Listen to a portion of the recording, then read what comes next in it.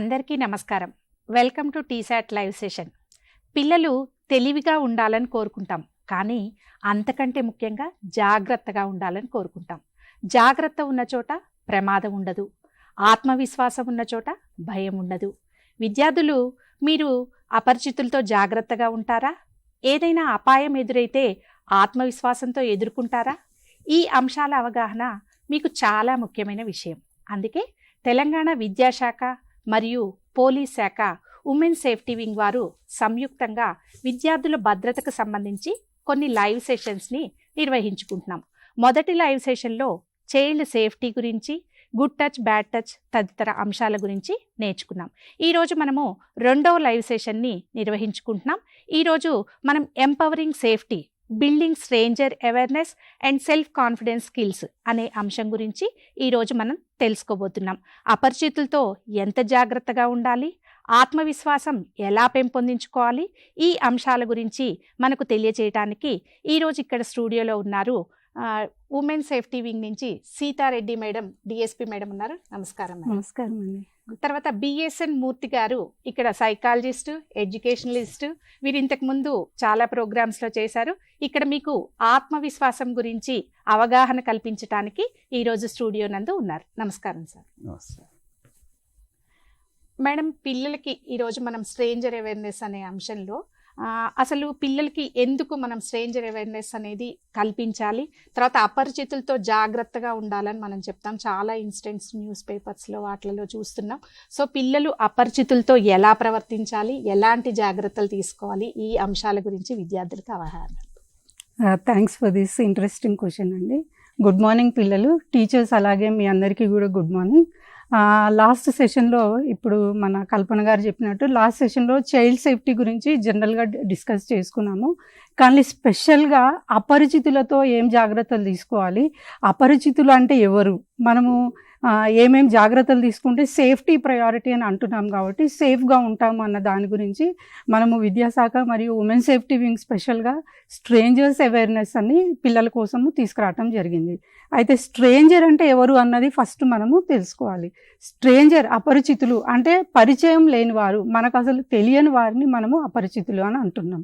So ఈ అపరిచితులు గురించి మనము ముందు వాళ్ళు ఎట్లా పిల్లల్ని ఆశ పెడతారు, ఏ విధంగా మోసగించే ప్రయత్నం చేస్తారు అన్నది చెప్పుకుంటాము.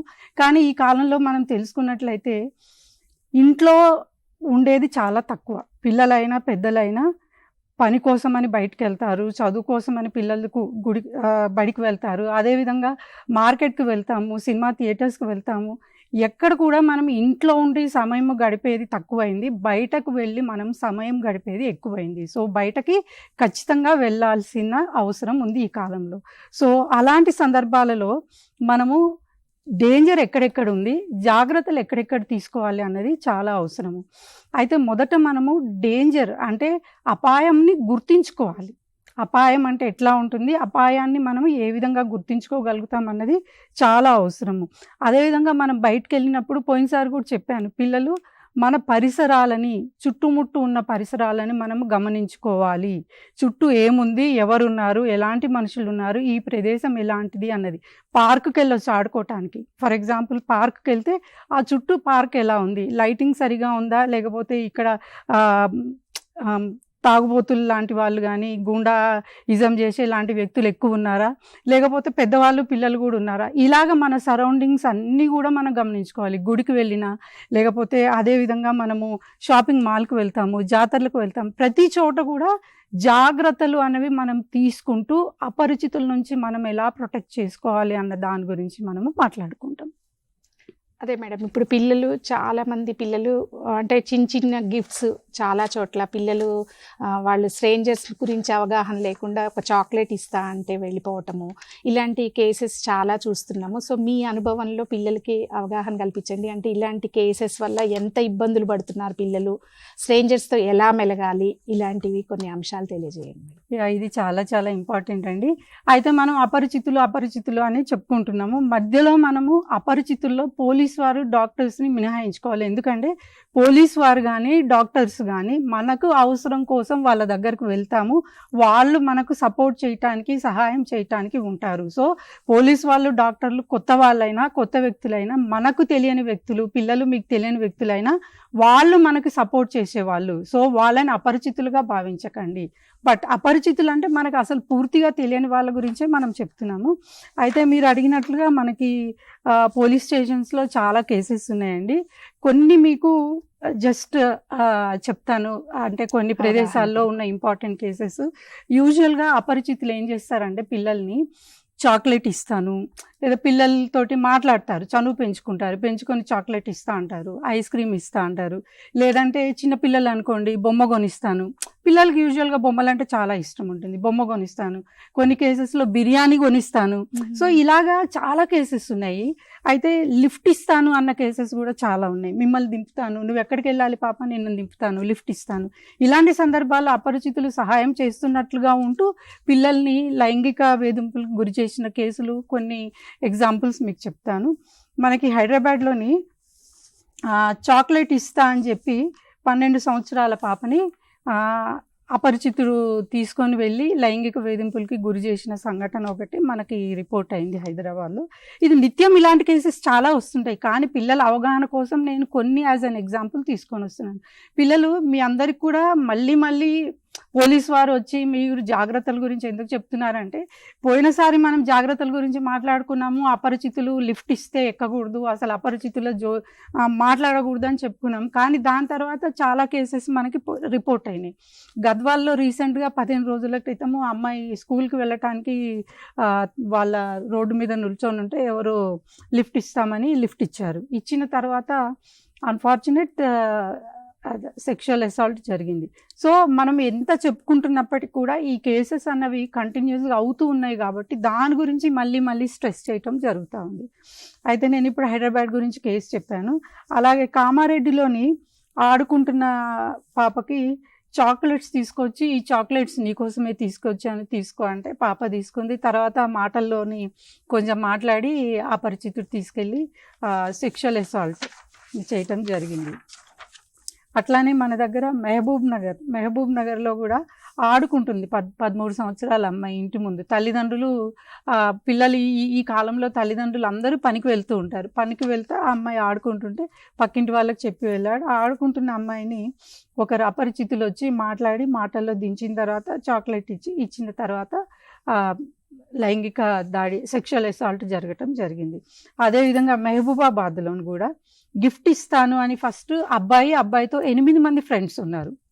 సో వాళ్ళందరితోటి మంచిగా చేసుకొని ఒకరి తర్వాత ఒకరిని, సో 8 మందిని కూడా సెక్షువల్ అసాల్ట్ చేయడం జరిగింది. సో ఇలాంటి సంఘటనలు అన్నవి మనకి చాలా ఎక్కువ ఉంటున్నాయి. అదేవిధంగా ములుగులో ఇంటి బయట ఆడుకుంటున్న అమ్మాయిని డబ్బులు ఇస్తాను నీకు, నువ్వేమన్నా కొనుక్కో, డబ్బులు ఇస్తాను, చాక్లెట్స్ ఇష్టమా, డబ్బులు ఇస్తాను అని చెప్పి డబ్బులు చూసి అపరిచితుడు సెక్షువల్ అసాల్ట్ చేయడం జరిగింది. ఇవన్నీ మనం ఎందుకు చెప్పుకుంటున్నామంటే, 1-2 సార్లు చెప్తే పిల్లలు జాగ్రత్తలు తీసుకుంటారేమో. ప్రతిసారి పెద్దవాళ్ళు పిల్లలు కూడా ఉండలేరు, టీచర్స్ ఉండలేరు, లేదా తల్లిదండ్రులు ఉండలేరు. ఇప్పటి కాలంలో తల్లిదండ్రులు పనికి వెళ్తారు, కూలి పనికి వెళ్తారు. ఇప్పుడు ఎండాకాలం వచ్చినప్పుడు పిల్లలు సెలవుల్లో ఒంటరిగా ఇంట్లో ఉంటారు. ఉన్నప్పుడు అక్క కానీ, చెల్లి కానీ, తమ్ముడు కానీ, నన్ను నేను ఎలా సంరక్షించుకోవాలి, నన్ను నేను ఎలా ప్రొటెక్ట్ చేసుకోవాలి, నేను ఎలా సేఫ్గా ఉండాలన్నది చాలా అవసరం. కాబట్టి 1-2 సార్లు దీని గురించి మనం మాట్లాడుకోవటం జరుగుతుంది. చూశారు కదా, అంటే పిల్లలు ఇంట్లో పెద్దవాళ్ళు చెప్తారు, టీచర్స్ చెప్తారు, ఇలా మేము టీవీలో చెప్తున్నాము జాగ్రత్తగా ఉండండి. పిల్లలు అంటే అనవసరమైన గిఫ్ట్స్ మీకు ఎందుకు ఇస్తారు? ఒక చాక్లెట్ కానీ, ఒక గిఫ్ట్ కానీ ఎందుకు ఆశపడటం? పిల్లలు చాలా చిన్న గిఫ్ట్స్కి వాటికి ఆశపడి వాళ్ళ జీవితాలని మేడం చెప్పారు చాలా కేసెస్. అంటే పేపర్లో చూస్తే కూడా ఎంత బాధ అవుతుందో, అంటే ఒక చిన్న చాక్లెట్ ఇయ్యగానే అది తెలియకుండా వాళ్ళు పిల్లలు ఇలా లైంగిక దాడికి గురవ్వటము, ఇలాంటి అంశాలు చాలా బాధ కలిగించే విషయాలు. కాబట్టి పిల్లలు మీరంతా కూడా గుర్తుపెట్టుకోవాల్సిన అంశం ఏంటంటే, ఎవరైనా అపరిచితులు మీకు ఎందుకు గిఫ్ట్ ఇస్తారు అలా మాట్లాడడం కానీ, అసలు స్ట్రేంజర్ డేంజర్. సో ఆ పదం అనేది ఖచ్చితంగా గుర్తుపెట్టుకోండి. మేడం చెప్పినట్టు పోలీస్ డిపార్ట్మెంటు, డాక్టర్స్ తప్ప, అంటే మనకి ఎవరైనా అపరిచితులు అనవసరంగా మనతో మాట్లాడడం కానీ, తర్వాత మనకి ఏదైనా ఒక గిఫ్ట్స్ లాంటివి ఆఫర్ చేయటం కానీ, ఇలాంటి అంశాల్లో మీరు చాలా జాగ్రత్తగా ఉండాలి. మేడం, మరి ఈ అపరిచితులు పిల్లలు అపరిచితులు కలిసినప్పుడు ఎలాంటి సందర్భాల్లో వాళ్ళు వెంటనే స్పందించాలి, ఏం చేయాలి? అంటే ఇలాంటివి ఏమన్నా వాళ్ళు తెలియకుండా ముందుకెళ్తే వాళ్ళు వెంటనే ఎలా స్పందించాలి, ఏం చేయాలి? అయితే మీరు అడిగిన క్వశ్చన్కి నేను ఇంకొక బిట్ యాడ్ చేసి చెప్తాను. ఫస్ట్ అపరిచితుల బిహేవియర్ పిల్లలు ఐడెంటిఫై చేసుకోవాలి. సరే, అపరిచితులు ఉంటారు, మనం గుడికి వెళ్ళినా బడికి వెళ్ళినా ఎక్కడికి వెళ్ళినా కొత్త వాళ్ళు కనపడుతూనే ఉంటారు. సో ఈ కొత్త వాళ్ళు అందరినీ అనుమానిస్తూ పోవాలా, లేకపోతే నేను ఎంతవరకు జాగ్రత్తలు తీసుకోవాలన్నది చాలా ఇంపార్టెంట్. అయితే కొత్త వాళ్ళు కొందరు ఆ కారణంగా పిల్లల దగ్గర వచ్చి ఫ్రెండ్షిప్ చేసుకునే ప్రయత్నం, అంటే స్నేహం చేసుకునే ప్రయత్నం చేస్తారు. అంటే పాప నీ పేరేంటి, ఫర్ ఎగ్జాంపుల్ ఆటోలో ప్రయాణం చేస్తున్నాం అనుకోండి, పాప నీ పేరేంటి, మీ ఇల్లు ఎక్కడ, మీ ఇంట్లో ఎవరెవరు ఉంటారు, నువ్వేం చదువుతున్నావు, నీకు ఏమంటే ఇష్టము, ఇలాగ మాటల్లో దించుతారు. ఫస్ట్ దించినప్పుడు పాపం అనుకోకుండా పిల్లలు తెలియకుండా వాళ్ళకి ఇది ఇష్టము, నాకు ఐస్ క్రీమ్ అంటే ఇష్టం అది. సో అలాంటప్పుడు వాళ్ళు ల్యూర్ అంటే వీళ్ళని ఆశ పెట్టి దాన్ని ఇచ్చి పిల్లల్ని లైంగిక దాడి చేయడం జరుగుతుంది. So identifying the stranger behaviour అన్నది చాలా ఇంపార్టెంట్. ఎవరు పరాయి వ్యక్తి వచ్చి చనువు తీసుకొని మాట్లాడడం కానీ, పరాయి వ్యక్తి వచ్చి కొన్నిసార్లు ఎలా చెప్తారంటే, పిల్లలు ఇంట్లో ఉంటారు, స్పెషల్గా ఉన్నప్పుడు సమ్ స్ట్రేంజర్ వచ్చి డోర్ కొట్టడము, పిల్లలకి తెలియకుండా డోర్ తీసేస్తారు. సో పిల్లలు మీ అందరికీ చెప్పే రిక్వెస్ట్ ఏంటంటే, దయచేసి డోర్ తీయకండి. అపరిచితులు ఎవరైనా వచ్చి తలుపు కొట్టినప్పుడు, మీ అమ్మ నాన్న కానీ పెద్దవాళ్ళు లేనప్పుడు దయచేసి మీరు తలుపు తీయవద్దు, అపరిచితులతోటి మాట్లాడవద్దు. అపరిచితులు మనకు తెలియని వాళ్ళ ఇంటికి వచ్చి తలుపు కొట్టినప్పుడు డైరెక్ట్గా వాళ్ళతో మాట్లాడే అవసరం లేదు, తలుపులు కిటికీలు తీసి వాళ్ళకి ఏమి చెప్ప అవసరం లేదు. కొన్నిసార్లు పిల్లలు తెలియకుండా అమ్మ నాన్న బయటకు వెళ్ళారు అంకుల్, అమ్మ నాన్న సాయంత్రం వస్తారు, ఇలాగ తెలియకుండా చెప్పేస్తారు. సో అలా కూడా మీరు దయచేసి పిల్లలు కొత్త వారికి, స్ట్రేంజర్స్కి చెప్పే అవసరం లేదు. అంటే కొన్ని సందర్భాల్లో పిల్లలకి మీ అమ్మకి బాగాలేదు, మీ నాన్నకు బాగాలేదు, ఇలాంటి కూడా చెప్తారు. ఇలా కూడా చాలా కేసెస్ అవుతాయండి. ఏంటంటే పిల్లలకి వచ్చి పాప అంటే దే వాంట్ ల్యూర్, అంటే పిల్లల్ని ఏదో ఒక రకంగా ఆశ పెట్టి అక్కడ నుంచి తీసుకెళ్ళాలి, అది వాడి కాన్సెప్ట్ ఉంటుంది. సో వచ్చి చెప్తారు, మీ అమ్మ నీకోసం అక్కడ గుడి దగ్గర ఉంది, నిన్ను తీసుకురమ్మని చెప్పింది. లేకపోతే ఏం చెప్తారు, మీ నాన్న కొంచెం ఆరోగ్యం బాగాలేదు, హాస్పిటల్కి తీసుకెళ్ళాము కాబట్టి మిమ్మల్ని తీసుకురమ్మన్నారు. సో ఇట్లా ఆరోగ్యం బాగాలేదని చెప్పో ఏది చెప్పినా దయచేసి అపరిచితులు చెప్పినది నమ్మకండి. పిల్లలు మీరు దయచేసి ఇది మరీ మరీ స్ట్రెస్ చేసి చెప్తున్నాను, అపరిచితులు ఎవరైనా మన ఇంటికి వచ్చి తలుపు కొట్టి అమ్మకు బాగాలేదు, నాన్నకు బాగాలేదు, అమ్మ నిన్ను తీసుకురమ్మంది, లేదా నాన్నగారు నిన్ను పిలుస్తున్నారు, బస్ స్టాప్లో ఉన్నారు, పక్కన ఉన్నారు, మా ఇంట్లో ఉన్నారు, నేను మీ మామను అవుతాను, నీకు వరుసకు పెద్దనాన్నను అవుతాను, లేకపోతే నీకు చుట్టాన్ని, నన్ను ఇంట్లోకి రాని. అది కొత్తగా ఈ మధ్య సిటీలో ట్రెండ్ ఏంటంటే, దాహం వేస్తుంది కొంచెం మంచినీళ్ళు ఇవ్వండి అని అడుగుతారు అపరిచితులు. పాపం తెలియక మన స్త్రీలు కానీ అదేవిధంగా పిల్లలు తలుపు తీసి మంచినీళ్ళు ఇస్తారు. సో అలాంటి సందర్భాల్లో వాళ్ళ ఇంట్లోకి జొరబడి తప్పులు చేసే, అంటే లైంగిక దాడికి పాల్పడుతున్నారు. సో పిల్లలు అదేవిధంగా పెద్దలు అందరికీ చెప్పేది ఏంటంటే, దయచేసి అపరిచితులకు సహాయం చేయాలి.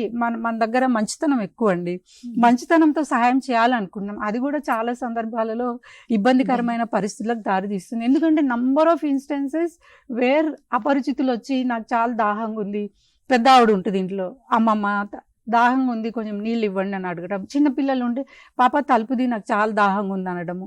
ఇలాంటి సందర్భాలలో తెలియకుండా వీళ్ళు మంచితనంగా తలుపు తీస్తే లైంగిక దాడులు జరుగుతున్నాయి. సో దయచేసి పిల్లలు, ఎండాకాలం సెలవులు వస్తూ ఉంటాయి మనకి, అమ్మ నాన్నలు పెద్దలు పనికి వెళ్తూ ఉంటారు, ఈ కాలంలో అదేంటి పని చేస్తే కానీ మనకు డొక్కాడదు. సో అందరూ పని చేసే సందర్భాలలో మీరు మిమ్మల్ని ప్రొటెక్ట్ చేసుకుంటూ ఉండాలి, మీరు జాగ్రత్తగా ఉండాలి. అదే మా మెయిన్ కాన్సెప్ట్. ఇంకొన్ని విషయాలు తర్వాత మాట్లాడదాం, ముందు సార్తో మాట్లాడదాం. సార్, భద్రతకి ఆత్మవిశ్వాసం ఎలా తోడ్పడుతుంది? పిల్లల్లో ఆత్మవిశ్వాసం పెంపొందించడానికి ఏం చేయాలి అనేది, అంటే మనం పిల్లలకి భద్రంగా ఉండాలని మేడం చెప్పినట్టు సేఫ్ గురించి చెప్తున్నాము. కొన్ని సందర్భాల్లో తెలియకుండా వాళ్ళు ఏదైనా అపాయం వచ్చినా వాళ్ళు కాన్ఫిడెన్స్తో ఎట్లా బయటపడాలి అనే దాని గురించి మనం పిల్లలకి ఆత్మవిశ్వాసం అనే అంశం గురించి, ఆ నైపుణ్యాల గురించి ఈ సెషన్లో మనం తెలియజేస్తున్నాం. దాని గురించి వివరించగలరు సార్? నమస్తే అండి, మా కో ప్యానలిస్ట్ సీతారెడ్డి గారు అండ్ కల్పన గారు మంచి విషయాలు చెప్పారు. అండ్ దాన్ని రిలేట్ చేయడం అనేది ఈ టాపిక్ ఆత్మవిశ్వాసం అనే దాన్ని అండ్ సేఫ్టీ అనేదాన్ని, అభద్రతాభావం అండ్ ఆత్మవిశ్వాసం రెండు కూడా రిలేటెడ్ టాపిక్స్, చాలా ఇంపార్టెంట్. ఎక్స్టర్నల్గా మన సీతారెడ్డి గారు చెప్పినట్టుగా ఎక్స్టర్నల్గా ఇవి జరుగుతాయి కాబట్టి దీనికి తగ్గట్టుగా మనము అప్రమత్తంగా ఉండాలి అనేది చెప్పారు. నేను ఇంటర్నల్గా ఏం జరుగుతుందనేది చెప్తాను.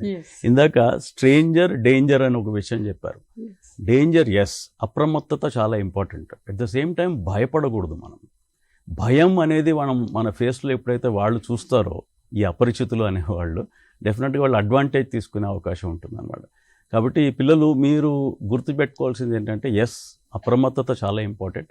అట్ ద సేమ్ టైం ఈ డేంజర్ నుంచి మనం బయటపడాలంటే మన లోపల ఆత్మవిశ్వాసం అనేది చాలా ఇంపార్టెంట్. సెల్ఫ్ కాన్ఫిడెన్స్ అనేది పెంచుకోవాలి. చాలామందిలో సెల్ఫ్ కాన్ఫిడెన్స్ అనేది ఎందుకు తక్కువగా ఉంటుంది అని అంటే అది ఆత్మన్యూనతా భావం అంటారు, ఇన్ఫీరియారిటీ కాంప్లెక్స్. ఈ ఇన్ఫీరియారిటీ కాంప్లెక్స్ అనేది ఎందుకు ఏర్పడుతుందంటే మనము పక్కన వాళ్ళతో కంపేర్ చేసుకుంటూ ఉంటాం. వాడికంటే నాకు మార్కులు తక్కువ వచ్చాయి, లేకపోతే మార్కులు ఎక్కువ వచ్చాయి, ఇలాంటి మాటలు ఎప్పుడైతే వచ్చినా, ఇలాంటి భావన ఎప్పుడైతే వస్తుందో అప్పుడు మనం ఏంటంటే మనని మనం ఇన్ఫీరియర్గా చూసుకోవడం జరుగుతుంది, తక్కువ భావంతో చూసుకోవడం జరుగుతుంది. ఈ ఆస్పెక్ట్లో మనం దీన్ని వర్క్ చేయాల్సి ఉంటుంది. ఇది ఎలాగంటే మనలో ఉండే శక్తులు, మనలో ఉండే బలహీనతల గురించిన అవగాహన మనకి ఎప్పుడైతే ఉంటుందో మనం డెఫినెట్గా దాన్ని మనం ఈ కాన్ఫిడెన్స్ అనే దాన్ని పెంచుకోవడం అనేది జరుగుతుంది అన్నమాట. ఆలోచనలు వస్తుంటాయి. సైకాలజీ ప్రకారంగా మనిషికి 70,000 పైచిలుకు ఆలోచనలు వస్తాయంట రోజు, పొద్దున్న లేచిన దగ్గర నుంచి రాత్రి పడుకునేంత వరకు. కానీ వీటిలో 75% నెగటివ్ ఆలోచనలు వస్తాయి, పనికిరాని ఆలోచనలు వస్తాయి. అంటే మన ముందు ఏదైనా పని ఉంటే మనం ఎప్పుడు ఇది నాతో కాదేమో అనేటువంటి ఆలోచన 75 సార్లు వస్తుంది. కానీ కేవలం 25% ఆఫ్ ద టైమ్స్ మాత్రం yes I can do it అనేటువంటి ఆ భావన ఉంటుంది అన్నమాట. దీన్ని మనము అర్థం చేసుకొని మనం ఏం చేయాలంటే, ఈ నెగటివ్ ఆలోచనలు అందరికీ వచ్చాయి, గొప్ప వాళ్ళకు కూడా వచ్చాయి. కానీ వాళ్ళు ఏం చేశారంటే ఈ నెగటివ్ ఆలోచనని పాజిటివ్ ఆలోచనలు నెగటివ్ ఆలోచనలు రీప్లేస్ చేయడం జరిగిందనమాట. దీన్ని మనం గుర్తుపెట్టుకొని ముందుకెళ్ళాలి. ప్రాబ్లమ్స్ అనేవి అందరికీ ఉంటాయండి. ప్రాబ్లం లేని వాళ్ళు ఈ ప్రపంచంలో ఎవరూ ఉండరు, అందరికీ వస్తాయి ప్రాబ్లం. కానీ అప్రమత్తతో ఆ ప్రాబ్లం ఏ విధంగా సాల్వ్ చేయాలి, దాని పరిష్కారం ఎలా చేయాలి అనే ఆస్పెక్ట్ మీద కనుక మనం వర్క్ చేసినట్టయితే we can do wonders as far as that is concern. దీన్ని మనం గుర్తుపెట్టుకుంటూ పిల్లలు మీరు చేయవలసింది ఏంటంటే, ఇన్స్పైరింగ్ స్టోరీస్ చాలా ఉన్నాయి, నేను కొన్ని చెప్తాను మనకున్న టైంలో. దానికి ప్రాబ్లం అనేది లేదా ఛాలెంజ్ అనేది ఎలా వస్తుంది అనేది స్వామి వివేకానంద జీవితంలో ఒక మంచి ఇన్సిడెంట్ ఉంది. ఆయన లిటరేచర్లో దాన్ని చాలా బాగా వివరించడం జరిగిందనమాట. ఆయన ఒకరోజు వారణాసిలో నడుస్తూ ఉన్నారు. చాలా చిన్న దారులు ఉంటాయి వారణాసిలో. అక్కడ నడుచుకుంటూ వెళ్తున్నాడు ఆయన. ఓ పక్క గంగా ప్రవాహం, ఇంకో పక్కన పెద్ద వాల్ ఉంది అంట. ఆ చిన్న పాత్వేలో ఆయన నడుస్తుంటే సడన్గా ఒక కోతుల మూక ఆయనకి ఎదురొచ్చింది. కోతుల మూక జనరల్గా 10 కోతుల మూక వస్తాయి. చిన్న పాత్వేలో మనం ఉన్నాం, ఏం చేస్తాం, వెంటనే వెనక్కి తిరిగి పరిగెత్తడం. ఆయన కూడా అలాగే చేశారట.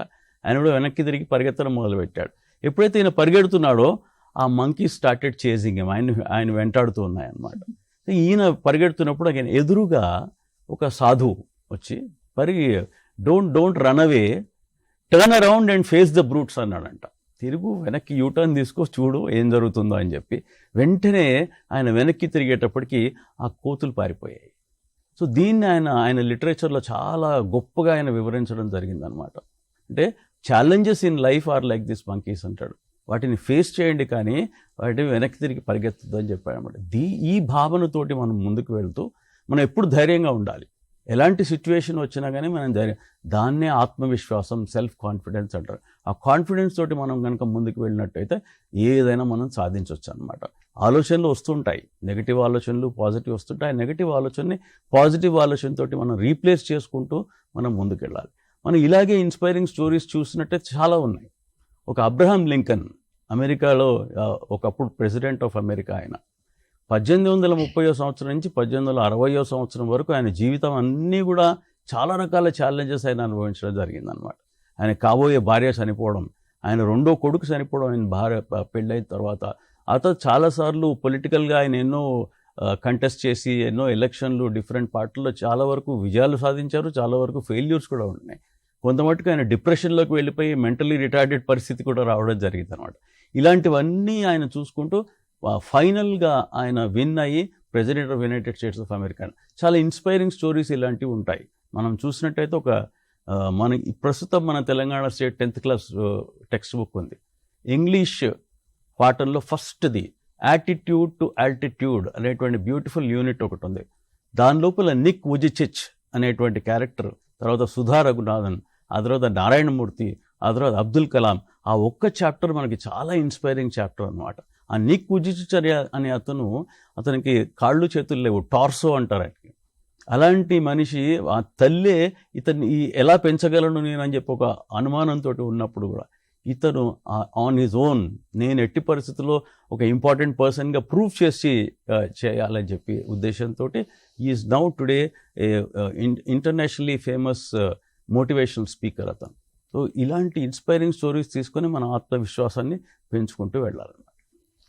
చాలా మంచి ఎగ్జాంపుల్స్ చెప్పారు సార్ ఆత్మవిశ్వాసం గురించి. అయితే పిల్లలకి చాలా మందికి అంటే మనసులో చాలా తెలివితేటలు అవి ఉన్నా కూడా ఆ బిడియం అనేది ఉంటుంది, సంకోచం అనేది ఉంటుంది. అయితే వాళ్ళు నేను చెయ్యగలను, నేను సాధిస్తాను అనే నమ్మకాన్ని మనం పిల్లలకి ఎలా కలిగించాలి? తప్పకుండా అండి. ఎందుకంటే ఫస్ట్ వాళ్ళు స్ట్రెంగ్స్ అండ్ వీక్నెసెస్ అనేది ఒక మంచి అవగాహన వాళ్ళలో రావాలి. అంటే మనలో ఉండే శక్తులు, మనలో ఉండే బలహీనతల గురించిన అవగాహన వచ్చినప్పుడు స్ట్రెంగ్త్ని ఏ విధంగా పెంపొందించుకోవాలి, వీక్నెసెస్ని ఏ విధంగా వీక్ చేసుకుంటూ ఉండాలి అనేది.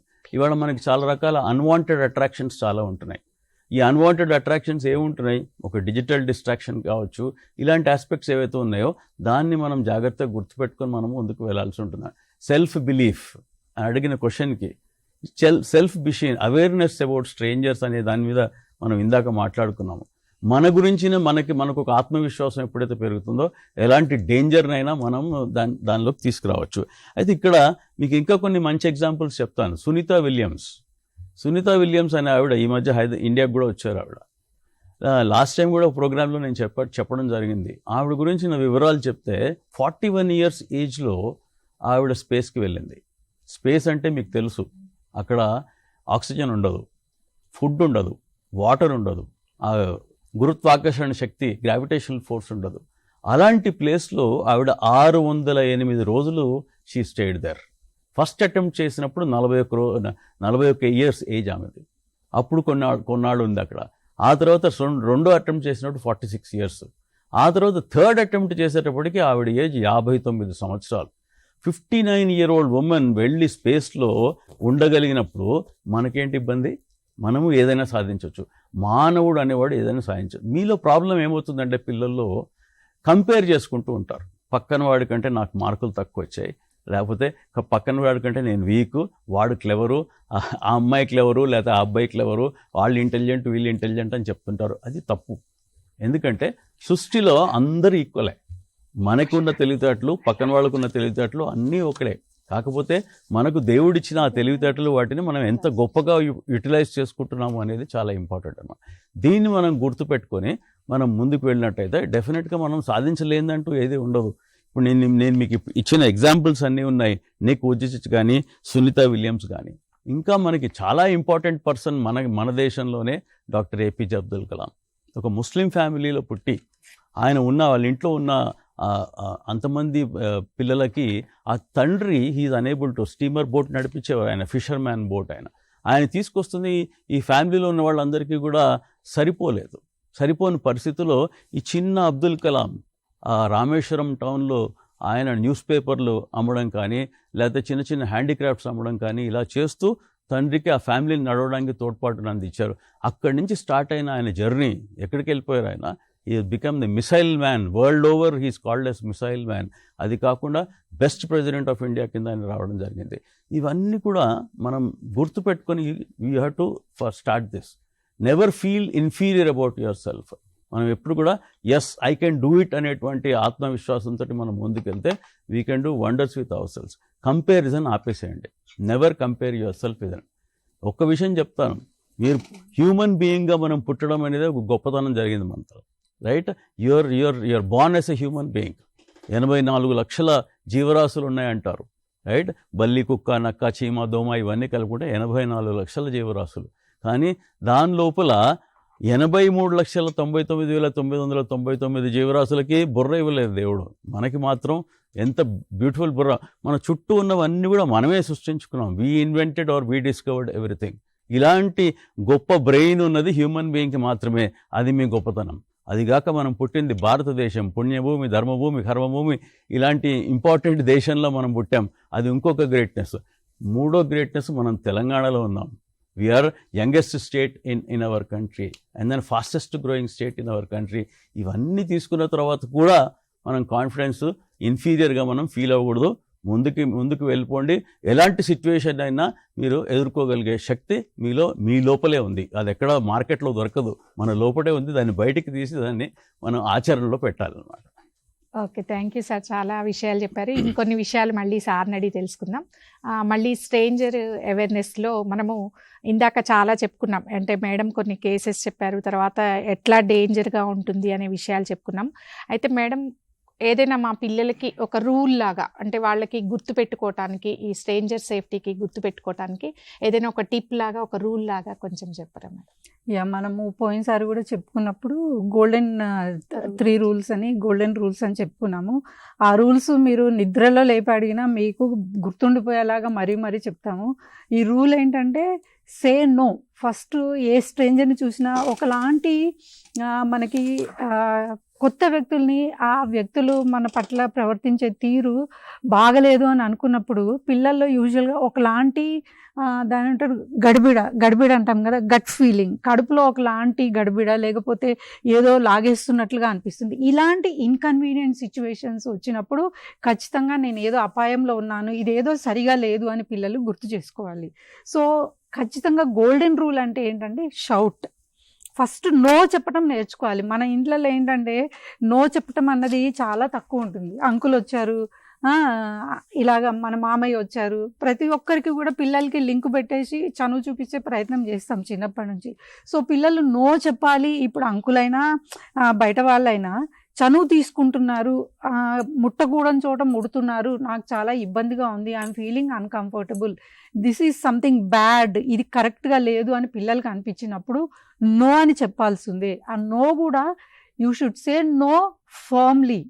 అంటే చాలా సార్ చెప్తున్నట్లుగా కాన్ఫిడెంట్గా నో చెప్పేయాలి. అంతే, నో మీన్స్ నో. ఇంకా దానికి మళ్ళీ నో అంటే నేను ఆలోచించుకొని నో చెప్తా, కొంచెం సమయం తీసుకొని నో మీన్స్ నో. ఇది బాగాలేదు, నాకు ఇదేదో సరిగా అనిపించట్లేదు అని ఒకలాంటి మనసులోని ఒకలాంటి ఇన్స్టింక్ట్ ఫీలింగ్ వస్తుంది. అది గమనించుకోవాలి పిల్లలు, ఖచ్చితంగా గమనించుకొని నో చెప్పాలి. అదేవిధంగా మాట్లాడేటప్పుడు they have to shout out. అంటే వేరే వాళ్ళు కూడా, పక్కింటోళ్ళు వినేలాగా, దూరం ఉన్న వాళ్ళు వినేలాగా ఖచ్చితంగా అరిచి చెప్పాలి, అరిచి మాట్లాడాలి. అంతేకాకుండా కాన్ఫిడెంట్గా అక్కడ నుంచి వెళ్ళిపోయే ప్రయత్నం చేసేయాలి. We should run for safety, we should stay alert and run for safety. అంటే జాగ్రత్తగా ఉంటూ మనం ఆ అపాయం ఉన్న ప్రదేశాన్ని నుంచి మనం పారిపోయే ప్రయత్నం, అక్కడ నుంచి వెళ్ళిపోవాలి. పిల్లలు మొదటి నుంచి మీకు చెప్తున్నాం, ప్రతిసారి చెప్తాం, prevention is better than cure. అంటే నేను ఇది ఫేస్ చేస్తాను, ఫేస్ చేసిన తర్వాత చూద్దాము. ఫేస్ చేయడం కంటే ముందు మనల్ని మనం జాగ్రత్తగా ఎలా పెట్టుకోవాలి, నన్ను నేను ఎలా సంరక్షించుకోవాలి, ఈ అపాయం నుంచి నేను ఫస్ట్ బయటకు వెళ్ళిపోవాలి అన్న కాన్సెప్ట్ మనము కాన్ఫిడెంట్గా మాట్లాడి, కాన్ఫిడెంట్గా చెప్పి, నో చెప్పి అక్కడ నుంచి బయటపడే విధంగా మనం చూసుకోవాలి. అంతేకాకుండా మనకు వీలుంటే దగ్గరలో ఉన్న ఎవరైనా పెద్దవాళ్ళు దూరం కనపడుతున్నా అరిచి వాళ్ళ సహాయం తీసుకునే ప్రయత్నం చేయాలి. ప్లీజ్ హెల్ప్, ప్లీజ్ అని షౌట్ చేస్తూ, అరుస్తూ మనం దూరం ఉన్న వ్యక్తులని మన సైడ్ చూసేలాగా చేసుకొని వాళ్ళ సహాయం తీసుకునేటట్లుగా చేయాలి. This is very very important and this I can say is the golden rule, to shout and say no and sometimes to push and run away. నేను ఫేస్ చేస్తాను అనుకునే బదులు మనం వాళ్ళని పుష్ చేసి అక్కడ నుంచి పరిగెత్తి పారిపోయే ప్రయత్నం చేయాలి. ఖచ్చితంగా ఇది గోల్డెన్ రూల్ అని నేను చెప్పగలుగుతాను. ఓకే మేడం, పిల్లలు మేడం చెప్పినట్టు prevention is better than cure. అంటే ముందు మనం అపరిచితులతో జాగ్రత్తగా ఉండాలి, అపాయాన్ని కొని తెచ్చుకోకూడదు. కానీ ఒకవేళ అనుకోని పరిస్థితుల్లో ఏదైనా అపాయం తలెత్తితే మేడం చెప్పినట్టు గోల్డెన్ రూల్, వెంటనే అరవటము, తర్వాత ఖచ్చితంగా మీకు అసౌకర్యంగా అనిపించింది వెంటనే నో చెప్పటం అనేది, అమ్మో ఏమనుకుంటారో అన్న సందిగ్ధత అనేది మీకు అస్సలు ఉండకూడదు. నచ్చని విషయాన్ని ధైర్యంగా నో చెప్పండి. మీకు ఏది అన్కంఫర్ట్గా అనిపించినా కూడా దాన్ని వెంటనే మీ పెద్దవాళ్ళకి తెలియజేయటము, అక్కడి నుంచి మీకు అసౌకర్యంగా అనిపించిన చోటు నుంచి పరిగెత్తుకొని వెళ్ళటము, ఈ రూల్స్ అనేవి మేడం చెప్పినట్టుగా మీరు పాటించాలి, జాగ్రత్తగా ఉండాలి. సార్, ఇప్పుడు మనం సెల్ఫ్ కాన్ఫిడెన్స్ విషయానికి వస్తే, ఆ పిల్లల్లో కొంతమంది వాళ్ళు కాన్ఫిడెన్స్ ఉండదు కానీ ఓవర్ కాన్ఫిడెన్స్ ఉంటుంది. అంటే నేను చేసేస్తాను అది ఇది అని అలా ప్రగల్భాలు పలకటము, అంటే వాళ్ళకి తేడా అనేది తెలియదు. అసలు what is the difference between self confidence and over confidence పిల్లలకి అవగాహన కోసం తెలియజేయగలరు? తప్పకుండా చాలామంది పిల్లల్లో ఇది చూస్తున్నాం ఈ మధ్య. ఎడ్యుకేషన్ ఇన్స్టిట్యూషన్లో చాలామంది ఓవర్ కాన్ఫిడెన్స్ అనేది వస్తుంది. ఈ ఓవర్ కాన్ఫిడెన్స్ మనం ఏ విధంగా చెక్ చేసుకోవాలి అంటే ప్రీవియస్ అనుభవాలు ఉంటాయి. అదిగాక ఇందాక నేను చెప్పినట్టు మనలో ఉండే శక్తులు, మనలో ఉండే బలహీనతల యొక్క అవగాహన మనకి చాలా ఇంపార్టెంట్. ఆ అవగాహనని మనము గుర్తుపెట్టుకొని ముందుకు వెళ్ళాల్సిన అవసరం ఉంటుందన్నమాట. స్ట్రెంగ్స్ అండ్ వీక్నెసెస్ని మనం ఏ విధంగా అసెస్ చేసుకోవాలి అంటే, జనరల్గా ఇప్పుడు ఎగ్జామ్ పాయింట్ ఆఫ్ వ్యూ కూడా చూసినట్టయితే మనం ఏ విధంగా ఫేర్ అవుతున్నాం, ఒక ఇంగ్లీష్లో కానీ, ఒక సెకండ్ లాంగ్వేజ్లో కానీ, లేకపోతే సైన్స్లో కానీ, మ్యాథ్స్లో కానీ ఏ విధంగా ఫేర్ అవుతున్నాం అనేది ప్రీవియస్ ఎగ్జామ్స్ని మనం ఒకసారి అనలైజ్ చేసుకున్నట్టయితే దానిలో తెలుస్తుంది. కాబట్టి నాకు అన్నీ తెలుసు అనేటువంటి భావంతో ఓవర్ కాన్ఫిడెన్స్లో వెళ్ళినప్పుడు తప్పకుండా అది ఫెయిల్యూర్ అయ్యే అవకాశం ఉంటుంది. దాన్ని మనం గుర్తుపెట్టుకొని you have to check. Strengths ఎప్పుడైతే మనకు తెలుసు, ఇది నా శక్తులు, ఇవి నా బలహీనతల మీద మనం వర్క్ చేయవలసి ఉంటుందన్నమాట. అది తెలుసుకోకుండా నాకు అన్నీ తెలుసు అని ముందుకు వెళ్ళిన వాళ్ళు డెఫినెట్గా సక్సెస్ రేట్ తగ్గిపోయే అవకాశం ఉంటుంది. కాబట్టి దాన్ని మనం గుర్తుపెట్టుకొని ముందుకు వెళ్ళాల్సిన అవసరం ఉంటుంది. Okay sir. మేడం, ఇప్పుడు పిల్లలకి స్కూల్లో సేఫ్టీ రూల్స్ ఏమేమి పాటించాలి, పిల్లలు సేఫ్గా ఉండటానికి వాళ్ళకి కొన్ని రూల్స్ లాంటివి, స్కూల్ సేఫ్టీ రూల్స్ తెలియజేయండి మేడం. లాస్ట్ టైం కూడా మనం ఈ స్కూల్ సేఫ్టీ రూల్స్ గురించి మాట్లాడుకున్నాము. ఎన్నిసార్లు మాట్లాడుకున్నా కానీ పిల్లలకి అది మనం స్కూల్లో రాపిస్తాం చూడండి 1కి 10 సార్లు. అట్లా 1కి 10 సార్లు చెప్తే వాళ్ళ మైండ్లో ప్రింట్ అయిపోతుంది, వాళ్ళు ఖచ్చితంగా జాగ్రత్తలు తీసుకుంటారు అనే ఉద్దేశంతో మరీ మనము ఈ రూల్స్ అనేవి చెప్పుకోవడం జరుగుతూ ఉంది. అయితే పిల్లలు ఇందాక మనం అపరిచితుల గురించి మాట్లాడుకుంటున్నాము. అయితే అపరిచితుల గురించి మాట్లాడుకుంటూ కూడా ఒక్క పాయింట్ మీరు గుర్తుపెట్టుకోవాలి ఏంటంటే, కొన్నిసార్లు మనకు బాగా పరిచయం ఉన్న వ్యక్తుల చేత కూడా మనకు కొన్నిసార్లు అపాయం ఉంటుంది. దానికి మన ఇన్స్టింక్ట్ అంటే వాళ్ళు ముట్టుకునే విధానం కానీ, వాళ్ళు మనతో ప్రవర్తించే తీరును కానీ మీరు గమనించుకున్నట్లయితే, మనతో క్లోజ్గా ఉన్న వాళ్ళు, మన చుట్టాలు కావచ్చు, లేకపోతే రోజు అన్న అని పిలిచేవాళ్ళు, లేదా బావ అని పిలిచేవాళ్ళు, మామయ్య, తాతయ్యలు, అంకుల్స్, ఎవరైనా కానీ ముట్టుకునే the type of touch or the place where the touch, అంటే ముట్టుకునే లేదా ఛాతి మీద ముట్టుకోవడము, ప్రైవేట్ పార్ట్స్ టచ్ చేయడము, లేకపోతే కింద ముట్టుకోవడం, ఇలాంటివి చేసినప్పుడు ఖచ్చితంగా బ్యాడ్ టచ్ అని మీకు మనం చెప్పుకుంటున్నాం కదా. బ్యాడ్ టచ్ కానీ లేదా డిఫరెంట్గా ముట్టుకొని ప్రవర్తించినప్పుడు ఇమీడియట్గా మీరు దయచేసి మీ పెద్దవాళ్ళకి చెప్పండి. అయితే ఇక్కడ ఎందుకు నేను ఈ ఫస్ట్ పెద్దవాళ్ళకి చెప్పమంటున్నా అంటే, పిల్లలు యూజువల్గా భయపడతారు. నేను అమ్మ నాన్నకి చెప్తే తిడతారేమో, నేను ఇంట్లో చెప్తే నన్నే మళ్ళీ తిడతారు అనే ఉద్దేశంతో ఎక్కువ పిల్లలు చెప్పే ప్రయత్నం చేయరు. But request all the children, first మీరు మీ తల్లిదండ్రులకు చెప్పండి. వాళ్ళు అర్థం చేసుకుంటారు. ఒక మాట తిట్టినా పర్వాలేదు కానీ వాళ్ళు అర్థం చేసుకున్నంతగా ఎవరు అర్థం చేసుకోరు. తల్లిదండ్రులకు కాదు, నేను ఇంకెవరికైనా చెప్తాను, మీకు క్లోజ్గా ఉన్న టీచర్ ఉంటారు ఎవరో ఒకరు, టీచర్కి చెప్పండి ఇలా నాకు ఇబ్బంది కలుగుతుంది అని. అయితే ఇప్పుడు మీరు స్కూల్ గురించి అడిగారు నన్ను, స్కూల్లో ఏమి జాగ్రత్తలు తీసుకోవాలని. మళ్ళీ కూడా రిపీట్ చేస్తున్నా, మనకు ఉన్న స్కూల్స్లోని యూజువల్గా ఈవినింగ్ కొన్ని లేట్ అవర్స్లో స్పెషల్ క్లాసెస్ అయినప్పుడు కొంచెం లేట్గా వదలడం జరుగుతుంది. అయితే చాలా పల్లెటూర్లలోకి పిల్లలు, అంటే మన గద్వాల ఇన్సిడెంట్ జరిగినప్పుడు మనం తెలుసుకున్నది ఏంటంటే, చాలామంది పిల్లలు బస్సులు లేవు కాబట్టి నడుచుకుంటూ వెళ్తున్నారు. అంటే ఆ స్కూల్ నుంచి వాళ్ళ ఇంటికి వెళ్ళే దారులన్నీ కూడా ఖాళీ బాటనే ఉన్నాయి. So there is no mode of transportation. ఇలాంటి స్కూల్స్ మనకి చాలా ఉంటాయి. మనం చూసుకున్నట్లయితే పల్లెటూర్లలో ఖాళీ బాటనే వాళ్ళు ఇంటికి వెళ్తారు. ఆ ఖాళీ బాట చీకటిగా ఉండొచ్చు. అంటే ట్యూషన్ క్లాస్ అయిపోయిన తర్వాత, ఎక్స్ట్రా క్లాస్ అయిపోయిన తర్వాత పిల్లలు ఇంటికి వెళ్ళేటప్పుడు ఒంటరిగా వెళ్ళకూడదు. మీరు ఖచ్చితంగా మీ స్నేహితురాలు, మీ ఫ్రెండ్స్ తోటి కలిసే వెళ్ళాలి. ఇది ఒకటి ఫస్ట్ రూల్. అది ఒంటరిగా వెళ్ళటం అనేది చేయకూడదు పిల్లలు. అదేవిధంగా క్లాస్ అయిపోయిన వెంటనే స్కూల్లో ఉండిపోకుండా ఏదో ఈ కాలంలో సెల్ ఫోన్ ఒక పిచ్చి ఉంటుంది పిల్లలకి. సెల్ ఫోన్ పట్టుకొని గేమ్స్ ఆడుతూ స్కూల్లో ఉండిపోవడము, లేకపోతే ఎవరితో చిట్ చాట్ చేసుకుంటూ స్కూల్లో ఉండిపోవటము కొంచెం చేయకూడదు. అది స్కూల్ అయిపోయిన వెంటనే పిల్లలతో పాటు ఫ్రెండ్స్తో పాటు వాళ్ళు కూడా ఇంటికి వెళ్ళిపోవాలి. కావాలంటే ఇంటి దగ్గర టైం స్పెండ్ చేసుకోవచ్చు, కానీ స్కూల్ అయిపోయిన తర్వాత ఇప్పుడు అందరూ వెళ్ళిపోయాక యూజువల్గా ఎవరు ఉండరని తాళం వేసుకొని వెళ్ళిపోతూ ఉంటారు, లేకపోతే ఒక్కరే ఉన్నారని చూసుకొని అపరిచితులు కానీ ఇంకెవరన్నా కానీ లేదా స్కూల్లో పనిచేసే వాళ్ళు వ్యక్తులు కూడా తప్పు చేసే దూరంలో ఉన్న వాళ్ళు కూడా అలాంటి చాలా సంఘటనలు ఉన్నాయి. స్కూల్లో పనిచేస్తున్న వాచ్మెన్, స్కూల్లో పనిచేస్తున్న ప్యూను, అటెండరు, కొన్ని సందర్భాల్లో ఇంకా వేరే వ్యక్తులు కూడా పిల్లల మీద లైంగిక దాడి చేసిన సంఘటనలు చాలా ఉన్నాయి. కాబట్టి పిల్లలు మీ అందరికి చెప్పేది ఏంటంటే స్పెషల్ క్లాసెస్ ఉన్నప్పుడు ఫ్రెండ్స్తో పాటు ఇంటికి వెళ్ళండి, వెళ్తురున్న దారిలో నుంచే వెళ్ళండి. ఇది షార్ట్ కట్, మా ఇంటికి నేను ఒక్కదాన్ని షార్ట్ కట్లో వెళ్ళిపోతాను అని దయచేసి షార్ట్ కట్ చూసుకోకండి. మెయిన్ దారి ఏదైతే రహదారి ఉంటుందో అక్కడి నుంచే మీరు ఇంటికి వెళ్ళే ప్రయత్నం చేయండి. ఒక 5 నిమిషాలు ఆలస్యం అవుతుంది, కానీ ప్రజలుండే రోడ్డు నుంచి మీరు వెళ్తే ఏమవుతుందంటే సేఫ్టీ అన్నది ఉంటుంది. అదేవిధంగా లైట్లు ఉన్న ప్రదేశాల్లో నుంచే వెళ్ళాలి, చీకటి ప్రదేశాల నుంచి అస్సలు వెళ్ళకూడదు. మన స్కూల్స్లో స్పెషల్ క్లాసెస్ తీసుకున్నప్పుడు యూజువల్గా టీచర్స్ కూడా గుర్తుపెట్టుకోవాలి ఏంటంటే ఎంతమంది పిల్లలు క్లాస్ అటెండ్ అయ్యారు, అందరు పిల్లలు వెళ్ళిపోయారా లేదా ఖచ్చితంగా టీచర్స్ క్రాస్ చెక్ చేసుకోవాలి. టీచర్స్ మీకు ఇది ఒక 1-2 మినిట్స్ లేదా 5 మినిట్స్ ఎక్స్ట్రా పట్టొచ్చు టైం, కానీ సేఫ్టీని మించింది కాదు. సో ఖచ్చితంగా మనం స్పెషల్ క్లాస్ తీసుకున్నప్పుడు పిల్లలు అందరూ బయటికి వెళ్ళారా లేదా, ఎవరైనా వాష్రూమ్లో కానీ లేదా పక్కన కానీ ఎవరైనా మిగిలిపోయారా, you have to ensure that all the children have left the class and the school. అప్పుడే క్లాస్కి తాళం వేయటం కానీ స్కూల్ గేటుకి తాళం వేయటం కానీ చేయాలి. దయచేసి అందరూ క్రాస్ చెక్ చేసుకోండి. పిల్లలు మీ ఫ్రెండ్స్ అందరూ వచ్చారో చూసుకోండి, కలిసే వెళ్ళండి ఫ్రెండ్స్ తోటి. ఏమైనా ఇబ్బంది కలిగిందా ఇమీడియట్గా మీరు మీ టీచర్కి చెప్పండి. లేదు ఇంకా ఎమర్జెన్సీ ఫోన్ ఉంది చేతిలో అనుకోండి, 100 లేదా 112కి మీరు కాల్ చేయొచ్చు. ఎందుకంటే పోలీస్ వారు ఇమీడియట్గా వస్తారు. ఒక 10 మినిట్స్ 5 మినిట్స్లో మనకి సిటీస్లో అయితే 5 మినిట్స్లో వస్తారు, కొంచెం రూరల్ ప్లేసెస్లో అయితే 10 మినిట్స్ పడుతుంది, ఎందుకంటే రావటానికి జర్నీ టైం పడుతుంది. కాబట్టి ఇమీడియట్గా మీ దగ్గరలో ఉన్న టీచర్కి ఇన్ఫామ్ చేయండి ఏదైనా ఇబ్బంది కలిగితే. లేదు మీ ఫ్రెండ్ని ఎవరైనా మీకు సీనియర్స్ ఉంటారు, సీనియర్స్కి చెప్పొచ్చు, టీచర్స్కి చెప్పొచ్చు, లేదా పోలీస్కి కాల్ చేయవచ్చు.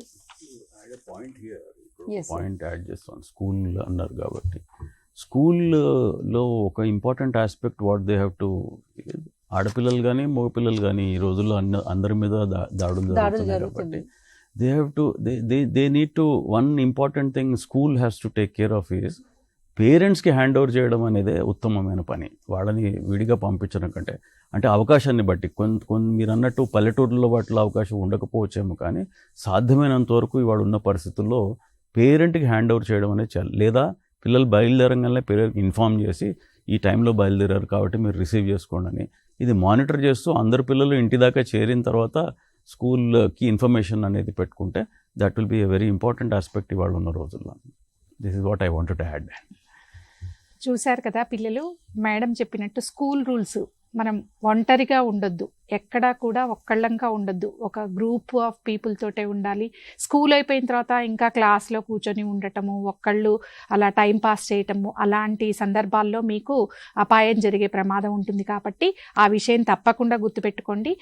టీచర్స్ కూడా మనం పిల్లలకి చాలా యాక్టివిటీస్ చేయిస్తుంటాం. ఈ సేఫ్టీ గురించి కూడా పిల్లలకి ఒక యాక్టివిటీస్ లాగా కొన్ని పోస్టర్స్ ప్రిపేర్ చేయమని చెప్పొచ్చు. తర్వాత కొన్ని కోడ్స్ లాగా పిల్లలకి, అంటే భయం కాదు ధైర్యమే నా మార్గం, ధైర్యంగా నో చెప్పండి, చిన్న అడుగైనా ధైర్యంగా వేయాలి, ఇలా వాళ్ళ కాన్ఫిడెన్స్ పెంచే విధంగా, తర్వాత అపరిచితుల అవేర్నెస్కి కొన్ని పోస్టర్స్ లాంటివి, కొన్ని కోడ్స్ లాంటివి తయారు చేసి మనం స్కూల్స్లో డిస్ప్లే చేయటము. తర్వాత అసెంబ్లీలో దీని గురించి అప్పుడప్పుడు మీటింగ్ పెట్టుకోవటము, ఏమైనా ఇన్సిడెంట్స్ జరిగితే పిల్లలకి అవేర్నెస్ ఇస్తూ వాళ్ళని బాగా అవేర్నెస్ పెంచటము, ఇలాంటివన్నీ మనం టీచర్స్ చేస్తుంటాము.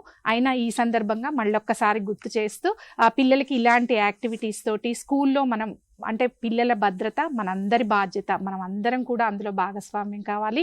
ఆ విధంగా మనం ప్రయత్నం చేయాలి, పిల్లల్ని జాగ్రత్తగా చూసుకోవాలి. పిల్లలు మీరు కూడా అపరిచితులు ఇచ్చేటువంటి చిన్న చిన్న గిఫ్ట్స్కి వాటికి ఆకర్షితులయ్యి లైఫ్ని రిస్క్లోకి పెట్టుకునే ప్రమాదం చేసుకోవద్దు అని తెలుపుతూ, ఇప్పుడు కొంచెం మనకు ఎగ్జామ్స్ టైం కూడా వచ్చింది.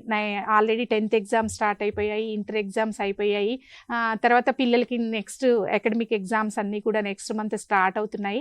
కాబట్టి ఈ సందర్భంలో పిల్లలకి సార్ ఎలాగో సెల్ఫ్ కాన్ఫిడెన్స్ గురించి చెప్పుకుంటున్నాము, పిల్లలకి పరీక్షలో ఎటువంటి మెజర్స్ తీసుకోవాలి, పరీక్షల సమయం ఆసన్నమైంది కాబట్టి కాబట్టి విద్యార్థులు పరీక్షల్లో ఎలాంటి జాగ్రత్తలు తీసుకోవాలి, వాళ్ళు ఎలా నెగ్గుకు రావాలి, వాళ్ళు ఎలా విజయం సాధించాలి అనేవి ఈ సందర్భంగా వాళ్ళకి కొన్ని టిప్స్ లాంటివి ఏమైనా? తప్పకుండా అండి, మంచి టైంలో మంచి ప్రశ్న ఇది. జనరల్గా ఏమవుతుందంటే పిల్లల్లో నెగ్లిజెన్స్ ఎక్కువగా ఉంటుంది. అకాడమిక్ ఇయర్ బిగినింగ్ నుంచి టీచర్లు, పేరెంట్స్ చాలామంది చెప్తుంటారు చదువుకోండి చదువుకోండి అని చెప్పి, కానీ ఒక విధమైన సీరియస్నెస్ వాళ్ళలో ఉండదు. అది అలా గడిచిపోయి ఇప్పుడు ఎగ్జామ్స్ హార్డ్లీ 30 డేస్లో ఉన్న 10 డేస్లో ఉన్న వాళ్ళకి ఒక విధమైన ఒక భయం, ఒక నర్వస్నెస్ ఏర్పడుతూ ఉంటుంది వాళ్ళకి. ఇది సాధారణంగా అందరి పిల్లలు కూడా జరిగేదన్నమాట. అయితే ఈ టైంలో మనం చేయవలసిన పిల్లలు పాటించవలసిన ఇంపార్టెంట్ ఏంటంటే టైం మేనేజ్మెంట్ చాలా ఇంపార్టెంట్. ఇప్పుడు ఎన్ని రోజులు మనకి ఎగ్జామ్కి ముందు ఎన్ని రోజులు ఉన్నాయి, ఈ టైంని మనం ఎంత బాగా యూటిలైజ్ చేసుకోవచ్చు అని.